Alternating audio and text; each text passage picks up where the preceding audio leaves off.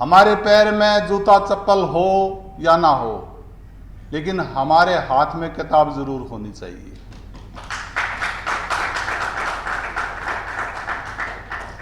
मैंने अपनी आदत सुधारी तो मैं कभी नहीं जाता और मैं विरोध भी नहीं करता। क्या जरूरत है मेरे को विरोध करने की?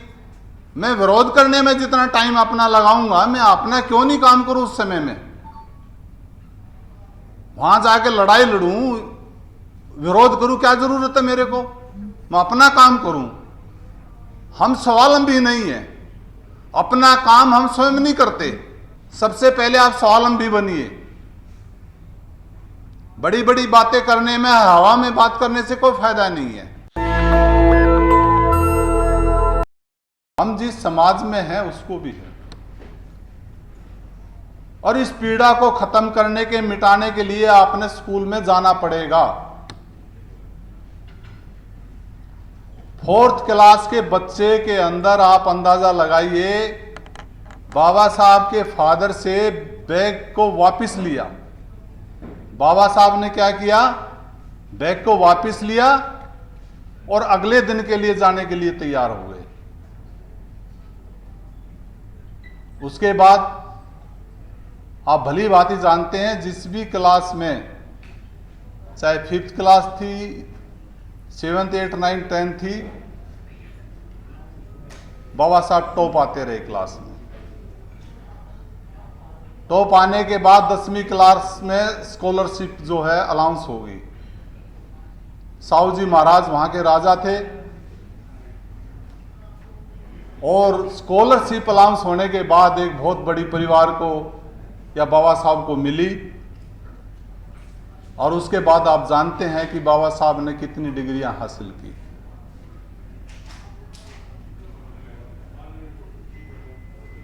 तो आप अपने परिवार के बच्चों के बारे में सोच सकते हैं, ये कमी कहां है?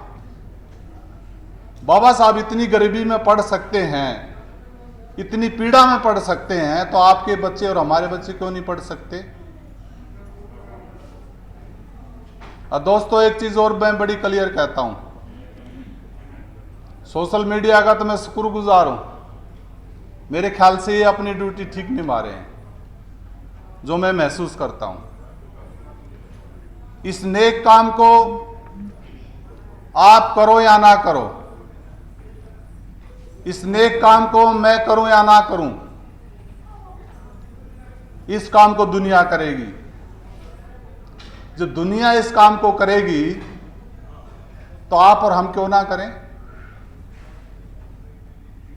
आपने और हमने करना चाहिए, ये हमारी ड्यूटी बनती है। हम कहीं भूल जाते हैं, कहीं बहानेबाज हो जाते हैं।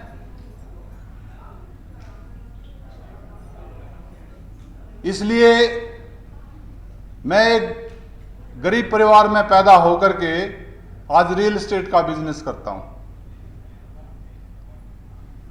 रियल एस्टेट के बिजनेस में अगर मैंने कदम नहीं रखा होता, मैंने कोई सरकारी नौकरी नहीं की, जैसे मंच से बोला गया, मैंने देश विदेश की यात्राएं की हैं, देश विदेश का अनुभव है। आज मेरे 8 ऑफिस हैं, मेरे बच्चे पढ़े लिखे हैं, परिवार बहुत खुशहाल है, बहुत अच्छा बिजनेस है। उसका यही कारण है कि बाबा साहब केवल किताबों में नहीं, हमारे दिमाग में होना चाहिए।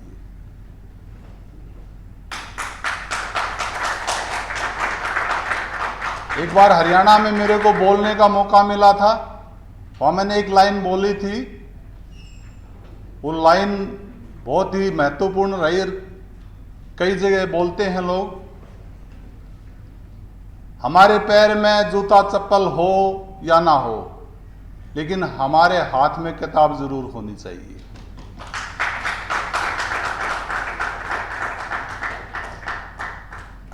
दोस्तों, आप भली भांति जानते हैं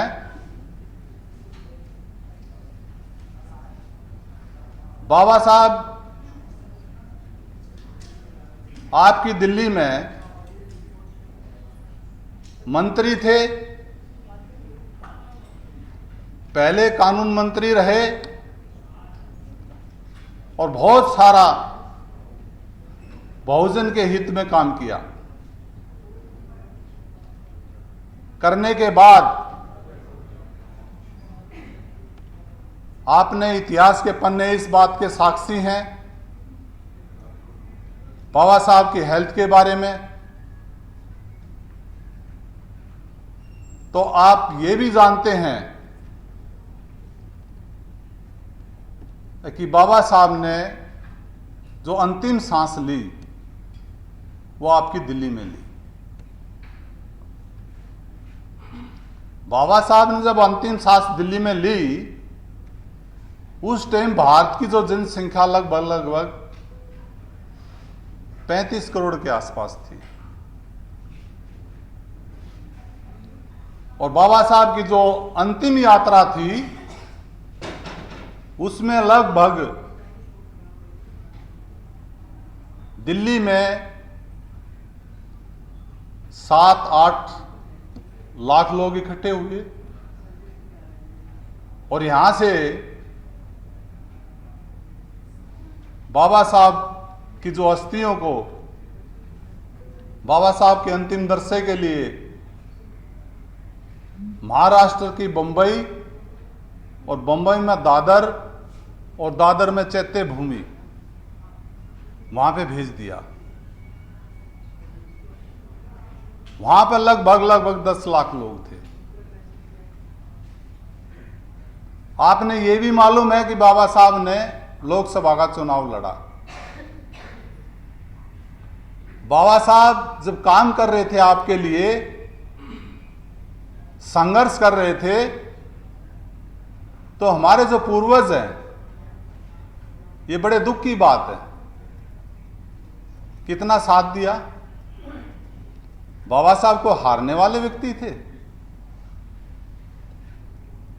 और बाबा साहब ने ये पीड़ा आगरा में भी जाहिर की और इतिहास भी बताता है कि बहुजन ने ही बाबा साहब को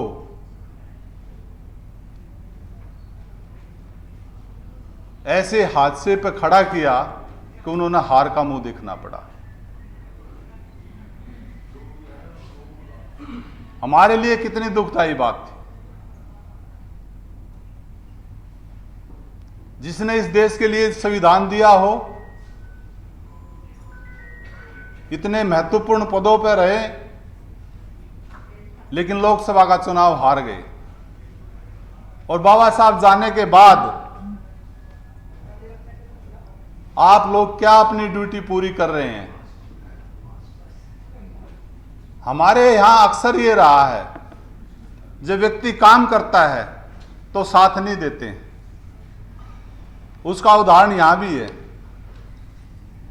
मैडम कितने अच्छे से है ना, आपको इनवाइट किया है, आपका जलपान जो भी आपकी सेवा कर रही हैं, तो ऐसे मौके पे कितने लोग आने चाहिए और क्या हमारी ड्यूटी बनती है? आप थोड़ा सा इसके बारे में जरूर सोचें और आगे जो कार्यक्रम रहें उसमें अपना योगदान ना भूलें।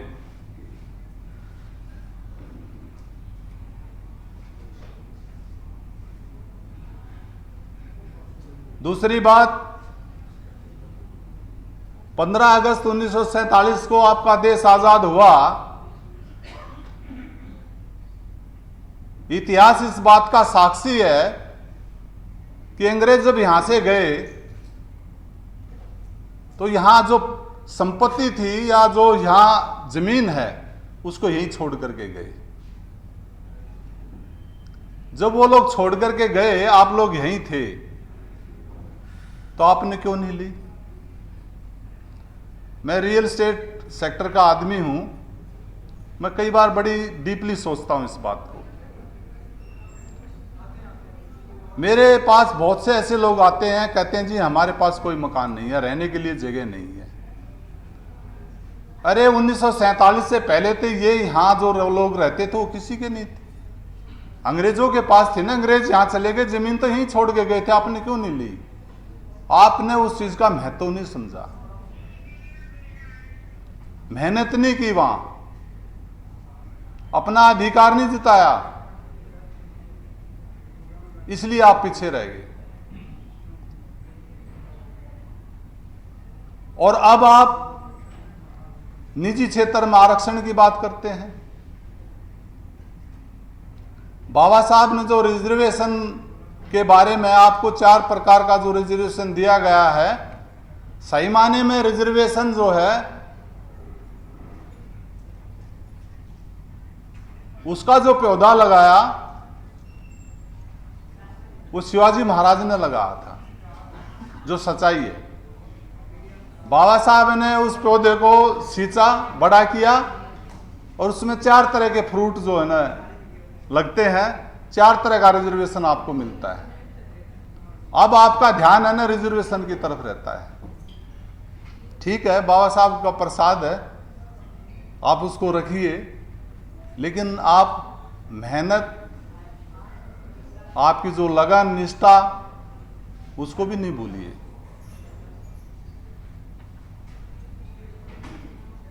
रिजर्वेशन आप निजी क्षेत्र में बात करने लगे, निजी क्षेत्र में तो पहले भी था रिजर्वेशन। ये बहुत गहरी बात है। मैं खासकर जो अपने मीडिया के, सोशल मीडिया के साथी हैं, ये बड़े इन बातों को समझते हैं। अगर इस देश में कहीं भी कोई मंदिर बना करके, मूर्ति स्थापित करके अपना और अपने परिवार का उस मंदिर के माध्यम से पालन करता है, मतलब उसको फ्रूट भी आएगा, खाना भी आएगा और पैसे भी आएंगे, क्या वो रिजर्वेशन नहीं है? आप कितने साथी यहां बैठे हैं, आपका किसका मंदिर है? किसी का मंदिर है? आप क्यों जाते हो? आपको जाने नहीं देते, आप जाते क्यों? क्या करने जाते हो? मेरी यही समझ में नहीं आया। आप पैसे लुटाने जाओगे वहां? मेरे दोस्तों, मैं ये कहना चाहता हूं, आपने ऐसी जगह जाना नहीं चाहिए। इस तरह का जो रिजर्वेशन है उसके बराबर में आपने दूसरा विकल्प खोजना चाहिए। आप विकल्प नहीं खोजते हैं। आप अपनी जो एनर्जी है, अपनी ताकत है, आप उसके ऊपर वेस्ट कर रहे हैं। हमें मंदिर नहीं जाने देते। आप क्यों एनर्जी लगा रहे हो वहां पे? क्यों समय बर्बाद कर रहे हो?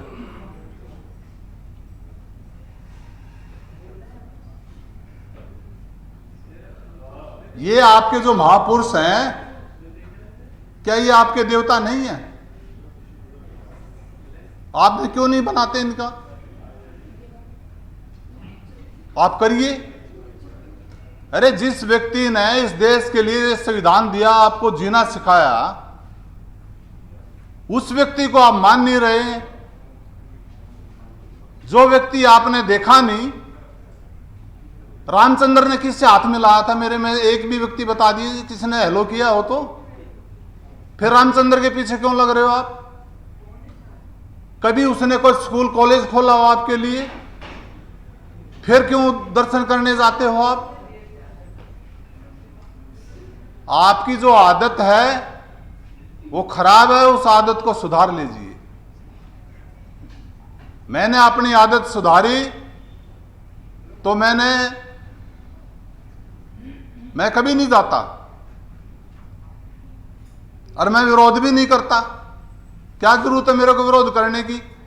मैं विरोध करने में जितना टाइम अपना लगाऊंगा, मैं अपना क्यों नहीं काम करूं उस समय में? वहां जाके लड़ाई लड़ूं, विरोध करूं, क्या जरूरत है मेरे को?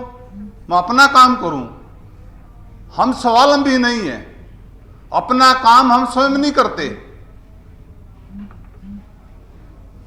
सबसे पहले आप स्वावलंबी बनिए। बड़ी बड़ी बातें करने में, हवा में बात करने से कोई फायदा नहीं है। ज्यादा ना बोलते हुए केवल मैं 2 मिनट में अपनी वाणी को विराम दूंगा।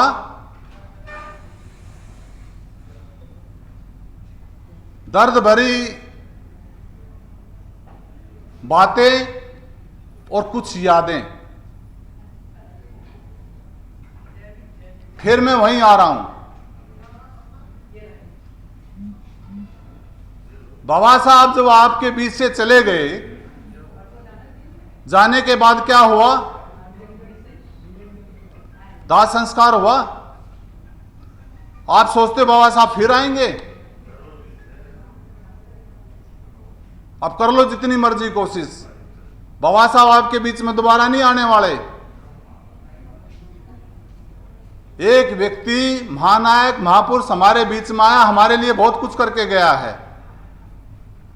हमने केवल और केवल उनके विचारों पर चलने की कोशिश करनी चाहिए।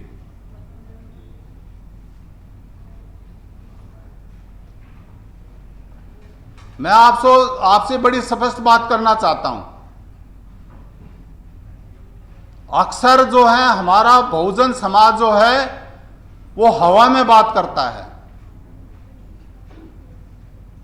हवा से बात नहीं करता। आज अगर हम जिंदा हैं तो बाबा साहब आज हवा में हैं। जो हम सांस ले रहे हैं, जो हमें सुख सुविधाएं जो मिली हैं, वो बाबा साहब की बदौलत मिली हैं।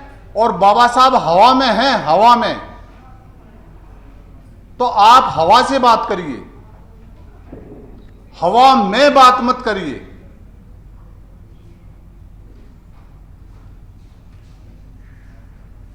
बाबा साहब का अंतिम संस्कार चैत्य भूमि में हुआ। 25 साल से मैं रेगुलर वहां 6 दिसंबर को वहीं होता हूं।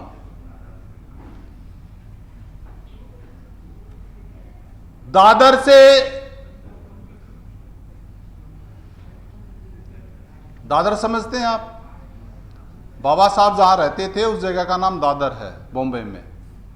बाबा साहब ने जो कोठी बनाई अपनी मेहनत से, अपने खून पसीने की कमाई से, उसको राजगृह कहते हैं। और दादर में जहां बाबा साहब की अस्थियां रखी हुई हैं उसको चैत्य भूमि कहते हैं। दादर की चैत्य भूमि से आने वाली उद्गिन हवा कुछ देर ठहर, एक बात बता, आप मेरे बाबा का कोई संदेशा लाई हो?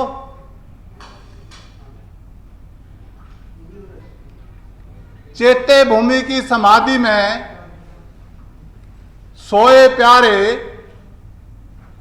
देशभक्त, संविधान के निर्माता, उसकी मिट्टी को रोज तो छूने आती हो, उस बेआवाज समाधि से कोई आवाज भी आती है? मेरी बातें सुनकर सिसक उठी चैत्य भूमि से आने वाली उद्गिन हवा और बोली, मुझे छूकर देखो, मुझ में जो भीगापन है वो बाबा साहब के आंसू हैं।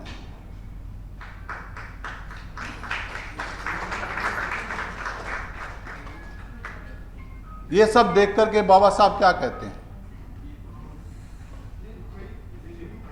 दोस्तों क्या कहते हैं? रूढ़ियों को तोड़ दो, परंपराएं मोड़ दो। रूढ़ियों को तोड़ दो, परंपराएं मोड़ दो। जिसमें बहुजन समाज का भला नहीं हो वो काम करना छोड़ दो।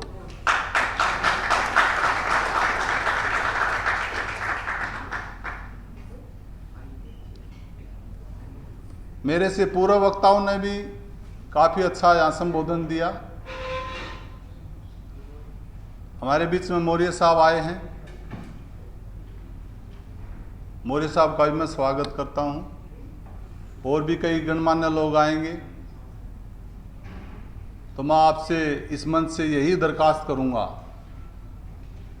आप कार्यक्रम का महत्व समझें और उसमें तन मन धन से सहयोग भी करें। अगर मेरे मुख से कोई ऐसी बात आपको महसूस हुई हो तो उसके लिए मैं क्षमा प्रार्थी हूं। लेकिन अंत में ये निवेदन करना चाहूंगा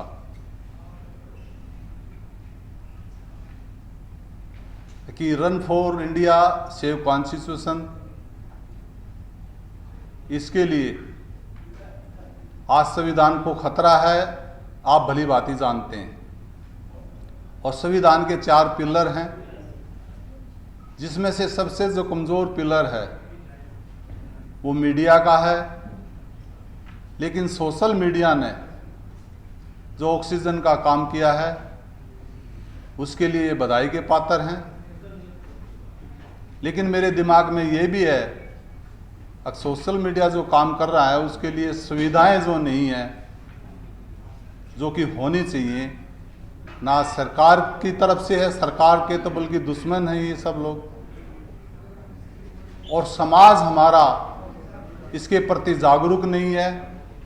तो इसके बारे में एक नेशनल लेवल पर कुछ हमने सोचना पड़ेगा।